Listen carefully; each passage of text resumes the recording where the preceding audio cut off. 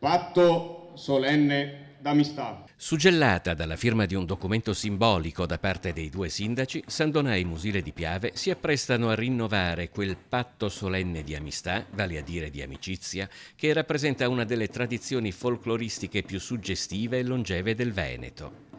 La manifestazione celebra un fatto storico risalente al 1250 circa, quando a causa di una grande alluvione che deviò il corso del Piave, una cappella consacrata a San Donato passò dalla sponda sinistra alla sponda destra del fiume, in quello che è oggi territorio comunale di Musile. Secondo la leggenda, le due comunità sancirono un patto. Gli abitanti dell'antica Musile avrebbero conservato San Donato come proprio patrono, mentre San Donà avrebbe potuto fregiarsi del nome. L'accordo prevedeva anche da parte di San Donà il versamento di un tributo annuo di 2 capponi, vivi e truspanti, pingues et optimi.